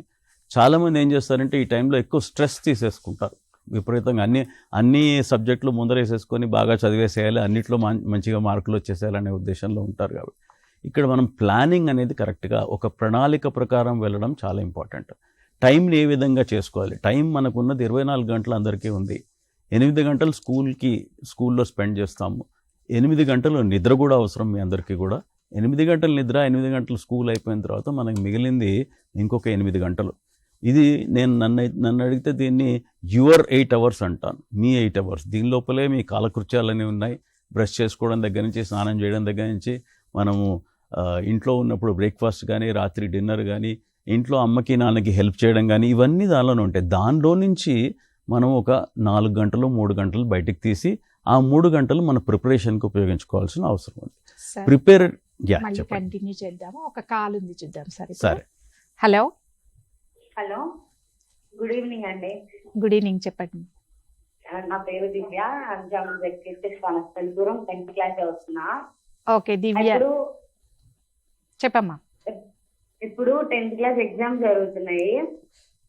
చాలా డేస్ గ్యాప్ వచ్చింది. ప్లస్ అందరూ పేరెంట్స్ లేకుండా కొంతమంది వెళ్తూ ఉంటారు, ఒక్కరు ఓకే పిల్లలు వెళ్తూ ఉంటారు కదా. అలాంటి టైంలో సంథింగ్ ఏదైనా ఒక సిచ్యువేషన్ వల్ల మనకి ఏదైనా అటాక్ జరిగితే కొంచెం ఏం చేయాలి అనేది ఒక చిన్న టిప్ చెప్పమనండి మేడం వాళ్ళని. ఓకే మేడం, ఇప్పుడు పిల్లలు అంటే ఇందాక నుంచి అదే చెప్తున్నారు, ఒక్కళ్ళుగా వెళ్ళొద్దు. సరే, ఏదైనా సందర్భంలో మీకు అపాయం అని అనిపిస్తే వెంటనే మీరు 100, 112 నెంబర్స్కి కాల్ చేయటము. తర్వాత మేడం ఇప్పుడు చెప్పండి, బేసిక్ సేఫ్టీ రూల్స్ ఆల్రెడీ చెప్పాం కదా, ఒకసారి పిల్లలకి. అయితే దివ్యకి నేను చెప్పేది ఏంటంటే, ఫస్ట్ థంబ్ రూల్ ఏంటంటే ఒక్కరం మనం ప్రయాణం చేయకుండా ఉండేటట్టుగా చూసుకోవాలి. మనం అనుకోకుండా అవసరాన్ని బట్టి ఒక్కరం వెళ్తున్నప్పుడు మనం యూజువల్గా జనసంచారం ఉన్న ప్రదేశాల్లో నుంచే వెళ్ళాలి, అది మనం చెప్పుకుంటున్నాము.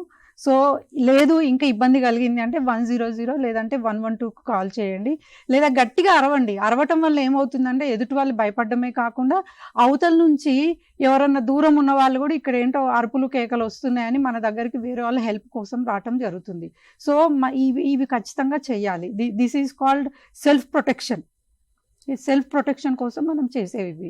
అయితే యూజువల్గా మనము ఈ కాలంలోని ట్రాన్స్పోర్టేషన్ అన్నది చాలా అవసరము. కాలిబాటను కొందరు వెళ్తారు, బట్ యూజువల్గా ఇప్పుడు మన ఆటోస్, ఇప్పుడు ఊర్లలో కూడా 7 సీటర్ ఆటోస్ అని ఆటోలో ప్రయాణం చేస్తూ ఉంటారు. లేకపోతే సిటీస్లో అయితే సిటీ బస్సెస్, మెట్రోస్, ట్రైన్స్లలో ఇట్లా ఏదో ఒకటి ట్రాన్స్పోర్టేషన్ మనం వాడుతూ ఉంటాం, బస్సెస్ అట్లాగా. అయితే యూజువల్గా పక్కన ఉన్న వాళ్ళు ఏం చేస్తారంటే, ఇంకో కాల్. హలో హలో హలో, చెప్పమ్మా. ఏంటి నీ డౌట్? మేడం ఉన్నారు, డిఎస్పి సీతారెడ్డి మేడము. నీకేదైనా సందేహం ఉంటే అడుగు, చెప్పు. ఏంటంటే మేడం, ఇప్పుడు మనం రోడ్డు మీద వెళ్తున్నప్పుడు ఎవరైనా టీజ్ చేస్తే ఏం చేయాలి? ఎవరైనా టీజ్ చేస్తే, ఓకే, ఎవరైనా టీజ్ చేస్తే ఏం చేయాలి? టీజ్ చేస్తే ఏం చేయాలంటే వెంటనే 100 లేదంటే 112 చేయండి. ఈ ఫోన్ చేస్తే వెంటనే పోలీస్ వాళ్ళు వస్తారు. వచ్చి అక్కడ మనకి షీ టీమ్స్ అని కూడా ఉంటారు, వాళ్ళు కూడా వస్తారు. మీరు ఏ నంబర్కి చేసినా ఖచ్చితంగా పోలీస్ వాళ్ళు అయితే వస్తారు. ఈలోగా నీకు ఇంకా కావాలి, ధైర్యం కావాలంటే గట్టిగా అరువు. అక్కడ నిల్చొని అరిస్తే చుట్టుపక్కల జనమే వచ్చేస్తారు. పోలీస్ వాళ్ళు వచ్చేదాకా కూడా ఆగ అవసరం లేదు. మీరు గట్టిగా అరిచినట్లయితే చుట్టుముట్టున్న జనం కూడా వస్తారు, వాళ్ళు కూడా మిమ్మల్ని రక్షించే ప్రయత్నం చేస్తారు. చూసావు కదా, అంటే మేడం చెప్పినట్టు మనము వెంటనే గట్టిగా అరవటము ఇలాంటి మెజర్స్ తీసుకోవాలి. వెంటనే మీ నెంబర్స్ అనేవి చాలా గోప్యంగా ఉంచబడతాయి. అంటే మీరు ఫోన్ చేయటం వల్ల వాళ్ళకి ఎవరికైనా తెలిసిపోతుంది, అలాంటి ప్రమాదం ఏమి ఉండదు. మీరు ధైర్యంగా 100, 112 నెంబర్స్కి కాల్ చేసి మీ సమస్య ఏదైనా కూడా మనం పోలీస్ మేడం చెప్పినట్టు పోలీస్ అక్కలు అన్నలు ఉంటారు, మిమ్మల్ని రక్షిస్తారు. మీకు ఏ ఆపదున్నా కూడా వాళ్ళు వెంటనే స్పందిస్తారు. సార్ మనం ఇందాక ఎగ్జామ్స్ గురించి చెప్పుకుంటున్నాం కదా, ఇంకొక ఆలోచనలోపు నో ప్రాబ్లం.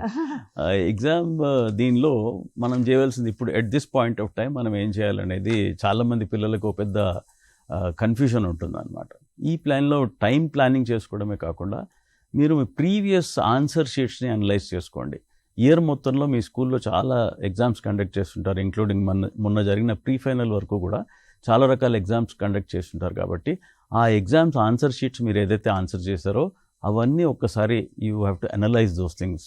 ఆ అనలైజ్ చేసినప్పుడు ఏమవుతుందంటే ప్రీవియస్ ఎగ్జామ్లో సపోజ్ ఒక తెలుగు సబ్జెక్టే అనుకుందాం, దానిలో ఒక 5 మార్కుల క్వశ్చన్కి మీ టీచర్ మీకు 2 మార్కులు లేకపోతే 3 మార్కులు మాత్రమే ఇచ్చారు.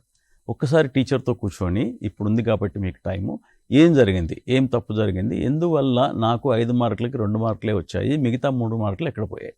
దీనివల్ల ఏమవుతుందంటే you are just correcting your mistake. ఆ మిస్టేక్ ఎప్పుడైతే మీరు కరెక్ట్ చేసుకుంటారో అదే సిమిలర్ క్వశ్చన్ కనుక మీకు దీనిలో వస్తే కనుక ఫైనల్ ఎగ్జామ్లో వస్తే కనుక you can do it in a better way అనమాట. ఇది గుర్తుపెట్టుకోండి. తర్వాత ప్రిపేర్ అవుతున్నప్పుడు మళ్ళీ కంటిన్యూ చేద్దాం. ఇంకొక కాల్ ఉంది. Hello hello madam. హలో చెప్పండి మేడం, నా పేరు నాగరాజ్ రెడ్డి మేడం. సార్ చెప్పండి సార్. నాగరాజ్ రెడ్డి గారు. మేడం, మూర్తి సార్తో మాట్లాడు. చెప్పండి, అడగండి sir. Murthy sir. Sir good morning sir. Good morning, చెప్పండి సార్. పిల్లలు సేఫ్టీ మెజర్స్ ఎలా sir before exams, what they have to do? Okay, before exams what they to do, they have to do the correct planning చేసుకోవాలి. Planning అనేది పర్ఫెక్ట్గా చేసుకొని ముందుకు వెళ్ళాల్సి ఉంటుంది.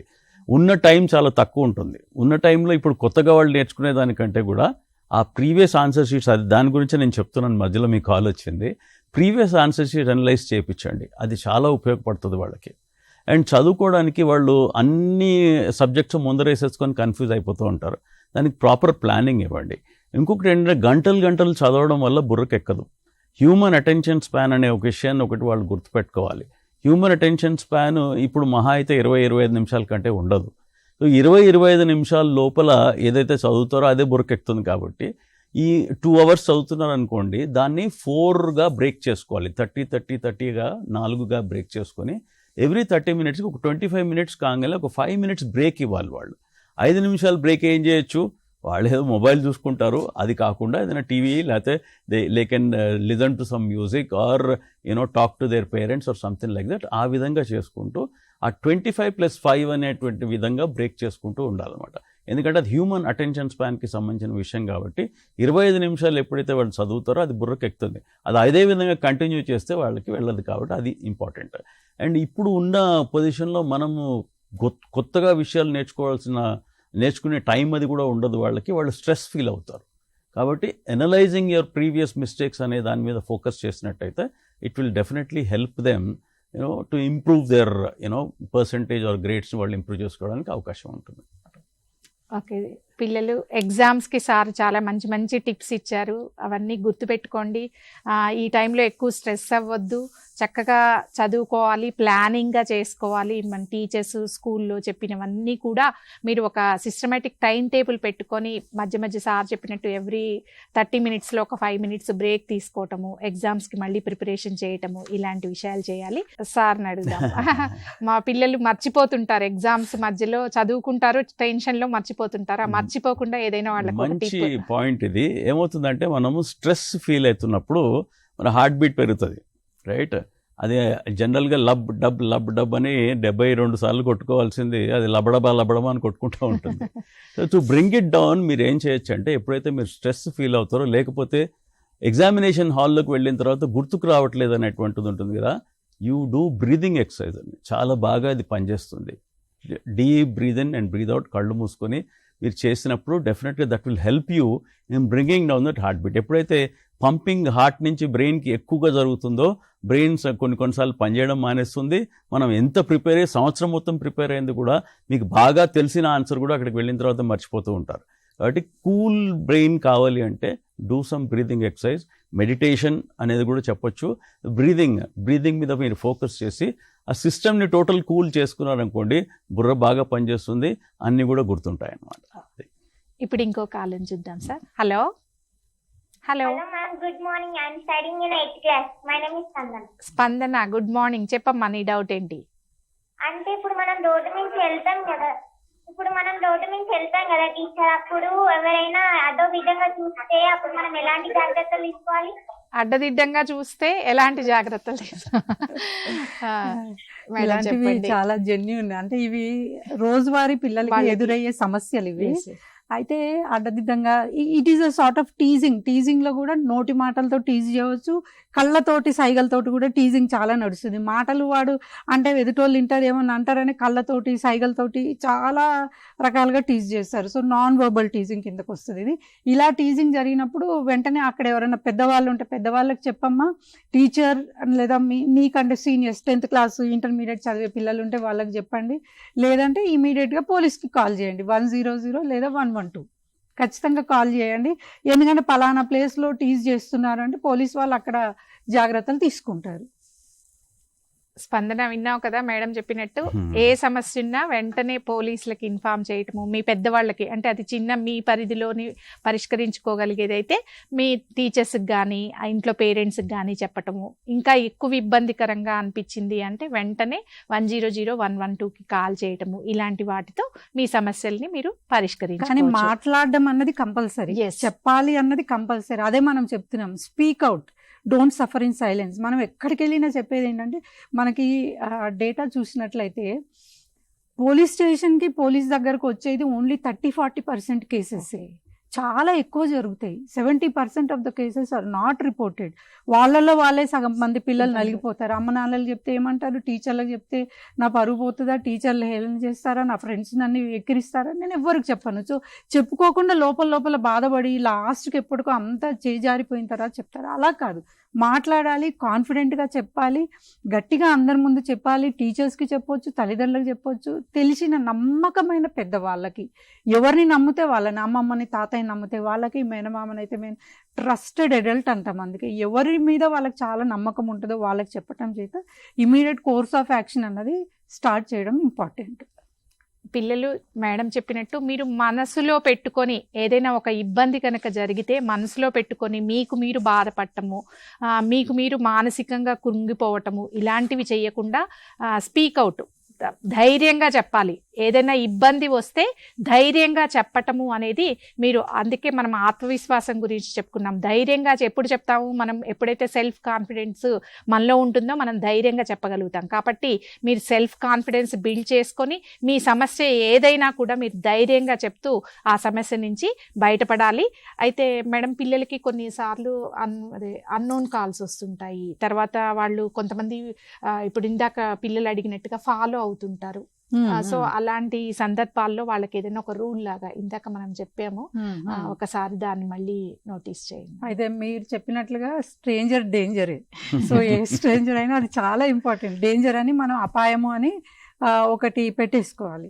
అయితే యూజువల్గా స్టాకింగ్ అంటాం, మనం ఫాలో అవుతూ ఉంటారు. అనుకోని వ్యక్తులు, మనకు సంబంధం లేని వ్యక్తులు మనం వెళ్తూ ఉంటే ఫాలో అవుతారు. ఇది మోస్ట్లీ మన ఎగ్జిబిషన్స్లోని, లేకపోతే బయట మనం జాతరలకు వెళ్తాం, అలాంటి చోట, సినిమా థియేటర్స్, ఇట్లాంటి చోట్ల ఎక్కువ జరుగుతూ ఉంటాయి.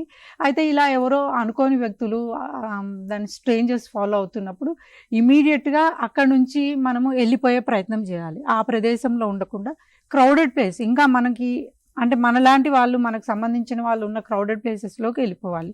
వెంటనే లేదు అంటే అరిచి మన పెద్దవాళ్ళకి ఎవరికైనా చెప్పాలి, లేకపోతే ఇమీడియట్ పోలీస్కి కాల్ చేయాలి. First thing is go away from that place. లేదు అంటే క్రౌడెడ్ ప్లేస్, ఇంకేదన్నా అంటే జనసంచారం ఉన్న ప్లేస్లోకి వెళ్ళిపోవటము, పెద్దవాళ్ళకి చెప్పటము.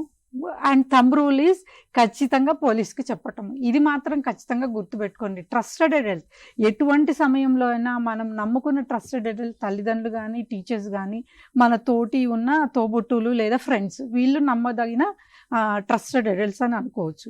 లేదు వీళ్ళు ఎవరికి నేను చెప్పకూడదు అంటే ఇమీడియట్గా మీరు 100 లేదా 112కి చేయండి. ఈ నంబర్ని ఎందుకు చెప్తున్నా అంటే, పోలీస్ స్టేషన్, ప్రతి పోలీస్ స్టేషన్ నంబర్ ఉంటుంది. షీ టీమ్స్ మన వాళ్ళు వస్తారు, వాళ్ళకు ఒక మొబైల్ నంబర్ ఉంటుంది. కానీ మొబైల్ నంబర్ వెంటనే మనకు స్ట్రైక్ కాదు. అది బైహార్ట్ చేసిన గుర్తు రాదు. ఆపదలోని సార్ అన్నట్లుగా మైండ్ కొన్నిసార్లు బ్లాంక్ అవుతుంది. ఏ నంబర్లు గుర్తు లేనప్పుడు 100 112 112 లేదా 100 అన్నది ఈజీగా గుర్తుంటుంది అని ఈ నంబర్ని మరీ చెప్తున్నాను. సో పిల్లలు ఎటువంటి సమయంలో అయినా ఎవరో మనల్ని ఫాలో అవుతున్నారు అని అనిపించినా, లేకపోతే యూజువల్గా ప్రయాణం చేస్తున్నప్పుడు పిల్లలు పక్కనున్న వాళ్ళు వీళ్ళతో పరిచయం పెంచుకుంటారు, అపరిచితులు పరిచయం పెంచుకుంటారు. పిల్లలు తెలియక వాళ్ళ ఇక స్లోగా వాళ్ళు చెప్తారు, మీ అమ్మ నాన్న ఏం చేస్తారు, పనికి వెళ్తారు, నువ్వు ఎక్కడికి వెళ్తావు, నువ్వేం చేస్తుంటావు, నీకు ఏది ఇష్టము, ఇలాంటివి దయచేసి చెప్పొద్దు. అపరిచితులతో కొత్త వ్యక్తులతో ప్రయాణం చేస్తున్న సందర్భాల్లో ఆటోలో కానీ బస్సులో కానీ ట్రైన్స్లో కానీ దయచేసి మాట్లాడకండి. అదేవిధంగా యూజువల్గా మీరు అన్నట్టుగా ఇది మొబైల్ యుగం అంటే డిజిటల్ వరల్డ్ అంటాము. మొబైల్ యుగం ఎవ్వరు కూడా పిల్లల నుంచి పెద్దవాళ్ళ వరకు మొబైల్ ఫోన్స్ వాడతారు. అది ఎంత ఉపయోగకరమో అంతే డేంజరస్. మనకి అది చాలా ఉపయోగపడుతుంది, అదేవిధంగా అన్ని రకాల సమస్యల్లోని పడేస్తుంది. ఇప్పుడు మనకు అందుకని స్పెషల్గా digital cases cyber security bureau అని సపరేట్గా ఈ సైబర్ కేసెస్ సైబర్ ఫ్రాడ్ కోసం వచ్చాయి. అయితే పిల్లలు ఇందులో నేను చెప్పేది ఒకటే ఏంటంటే, పెద్దవి కేసెస్ గురించి నేను మాట్లాడను. సింపుల్గా ఒకటి ఏం చెప్తానంటే, ఈ కాలంలో మనం పిల్లలు సెల్ఫీ తీసుకొని సెల్ఫీని యూజువల్గా డీపీగా పెట్టుకుంటూ ఉంటారు. లేదంటే ఇన్స్టా అని ఇట్లా వాళ్ళు ఇన్స్టాగ్రామ్లో కానీ ఫేస్బుక్ కానీ స్నాప్చాట్ అని ఉంటాయి. అలాంటివి చాలా ఉంటాయి, పిల్లలకే తెలుసు నాకంటే ఎక్కువ. సో అట్లా దానిలో వాళ్ళు వాళ్ళ ఇండివిజువల్ ఫొటోస్ వేస్తూ ఉంటారు. Today travelling to Goa, today I'm travelling to Tirupati, updates పెడుతూ ఉంటారు. అది దయచేసి చెయ్యకూడదు. సెల్ఫీ ఫోటో పెట్టడము కంటిన్యూస్గా, that shows you are alone and you are interested in your beauty conscious. ఆ ఎర చూసి కూడా ఎవరో ఒకరు మోసం చేసే ప్రయత్నం చేస్తారు. కాబట్టి అలాంటివి తర్వాత మన అప్డేట్స్, నేను 4 రోజులు వెళ్తున్నాను, బయటికి వెళ్తున్నాను, గోవాకి వెళ్తున్నాను, ట్రిప్కి వెళ్తున్నాను, అలాంటివి కూడా దయచేసి పెట్టకూడదు. ఇది ఖచ్చితంగా ఒక థంబ్ రూల్ అని అనుకోవాలి. ఓకే పిల్లలు విన్నారు కదా మేడం చెప్పిన థంబ్ రూల్. సార్ ఎట్లాగో టైం అయింది, ఒక 1 minute లో మన పిల్లలకి ఏదైనా సజెషన్ ఎగ్జామ్స్ మన లోపల ఎగ్జామ్స్ పాయింట్ ఆఫ్ వ్యూ గుర్తుపెట్టుకోండి ఒక విషయం. ఎగ్జామినేషన్ హాల్లోకి వెళ్ళిన తర్వాత టెన్షన్ పడొద్దు. యూ టేక్ బ్రీదింగ్ ఎక్సర్సైజ్ చేయండి. క్వశ్చన్ పేపర్ పూర్తిగా చదవండి. చాలామంది ఎవాల్యుయేటర్స్ ఇవాళ చెప్తున్న ప్రాబ్లం ఏంటంటే, ఆన్సర్ తెలుసు కానీ క్వశ్చన్ కొంచెం ట్విస్ట్ చేసేటప్పుడు క్వశ్చన్ అర్థం కాక ఆన్సర్ ఏదో రాస్తున్నారండి. క్వశ్చన్ పేపర్ని కనీసం 3 సార్లు చదవండి, నో ప్రాబ్లం. ఒక 10 నిమిషాలు అయితే అయింది, పర్వాలేదు. పూర్తిగా చదివి అన్నీ అర్థం చేసుకున్న తర్వాత ఆన్సర్ రాయడం మొదలుపెట్టండి. ఎప్పుడైనా మీకు నర్వస్నెస్ స్ట్రెస్ అనిపించినప్పుడు బ్రీదింగ్ ఎక్సర్సైజ్ చేయండి. పక్కన వాళ్ళు ఏమనుకుంటున్నారో అనవసరం, మీ మెడిటేషన్ మీరు చేసుకోండి. మంచిగా బ్రీదింగ్ ఎక్సర్సైజ్ చేసి హార్ట్ బీట్ని మీ నర్వస్నెస్ని నార్మల్కి తెచ్చుకున్న తర్వాత రాయడం మొదలు పెట్టండి. You can do wonders with it అన్నమాట.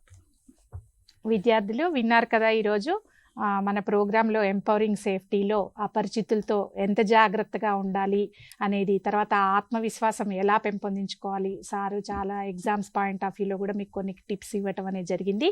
అపాయాలని గుర్తించండి, అపరిచితుల మాయమాటలకి ఆకర్షితులవ్వకండి, జాగ్రత్తగా ఉంటూ ఆత్మవిశ్వాసంతో ముందుకెళ్ళండి, మరి సురక్షితమైన జీవనంతో విజయాల్ని సాధించండి అని తెలుపుకుంటూ ఈ అవకాశం ఇచ్చినందుకు ప్యానలిస్టులందరికీ ధన్యవాదాలు.